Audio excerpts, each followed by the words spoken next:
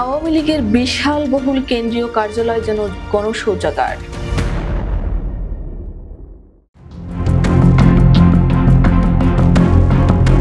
রাজধানী ঢাকায় আওয়ামী লীগের ৩ কার্যালয় এখন পরিত্যক্ত পোড়া ভবন। একসময় যে কার্যালয়গুলো থেকে দলের গুরুত্বপূর্ণ কর্মকাণ্ড পরিচালিত হতো, হাজারো নেতাকর্মীর ভিড়ে জমজমাট থাকতো, সেগুলো ধ্বংসস্তূপের মতো দাঁড়িয়ে আছে। সম্প্রতি কার্যালয় ৩টি ঘুরে এমন দৃশ্য দেখা গেছে। এই ৩ কার্যালয় হচ্ছে রাজধানীর বঙ্গবন্ধু অ্যাভিনিউর আওয়ামী লীগের কেন্দ্রীয় কার্যালয়, আওয়ামী লীগ সভাপতি শেখ হাসিনার ধানমন্ডির রাজনৈতিক কার্যালয় এবং তেজগাঁওয়ের ঢাকা জেলা আওয়ামী লীগ কার্যালয়। গত ৫ আগস্ট ছাত্র জনতার অভ্যুত্থানে আওয়ামী লীগ সরকারের পতনের দিন প্রবল জনরোষের শিকার হয়ে গণভবন, সংসদ ভবন ও ধানমন্ডি বঙ্গবন্ধু ভবনের পাশাপাশি আওয়ামী লীগের এই ৩ কার্যালয়ে ভাঙচুর ও অগ্নিসংযোগ করা হয়। সরেজমিনে দেখা গেছে বঙ্গবন্ধু অ্যাভিনিউয়ের আওয়ামী লীগ কেন্দ্রীয় কার্যালয় গণশৌচাগারে পরিণত হয়েছে। সেখানে পথশিশু আর মাদক সেবীদের আড্ডা চলে। ধানমন্ডির দলীয় সভাপতির রাজনৈতিক কার্যালয় ভগ্নস্তূপ। পুলিশ বেষ্টিত পোড়া ভবনটির সব প্রবেশ পথ বন্ধ করে দেওয়ায় নেতাকর্মী দূরে থাক, সাধারণ মানুষের প্রবেশেরও অনুমতি নেই। অন্যদিকে কঙ্কালসার তেজগাঁওয়ের ঢাকা জেলা আওয়ামী লীগ কার্যালয় যেন ভুতুরে পরিবেশ। তালাবদ্ধ এই কার্যালয়ও জনশূন্য। খোঁজ নিয়ে জানা যায়, ৫ আগস্টের আগে এই ৩ কার্যালয়ে বেশ কিছু কর্মচারী কাজ করতেন। তবে সরকার পতনের পর থেকে আওয়ামী লীগ নেতাকর্মীর পাশাপাশি এসব কর্মচারী আত্মগোপনে গেছেন।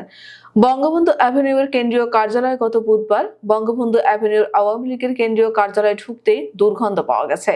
আশেপাশের লোকজন জানান, কার্যালয়টি এখন গণশৌচাগারে পরিণত হয়েছে। নিচতলা থেকে শুরু করে ১০তলা ভবনের প্রায় প্রতিটি তলায় একই অবস্থা।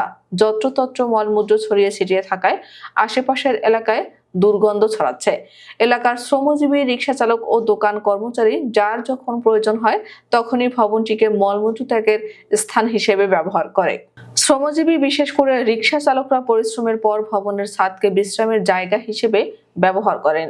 আর সেখানে রাতে পথশিশু আর ভাসমান মাদক সেবীদের আড্ডা বসে, এমনটিও জানালেন আশেপাশের কয়েকজন।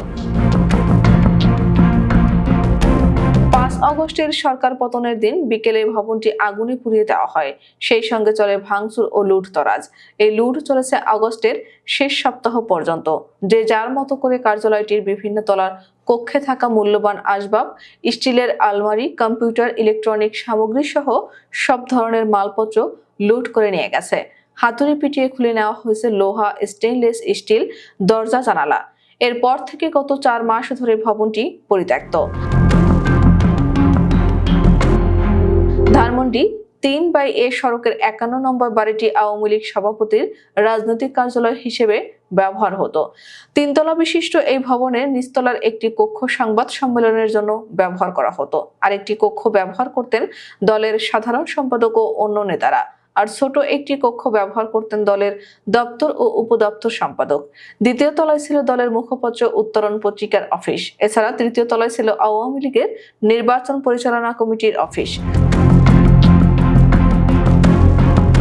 ৫ আগস্ট বিকেলে আওয়ামী লীগ সভাপতির কার্যালয়ের এই ৩টি ভবন বিক্ষুব্ধ ছাত্র জনতার রোষের শিকার হয়।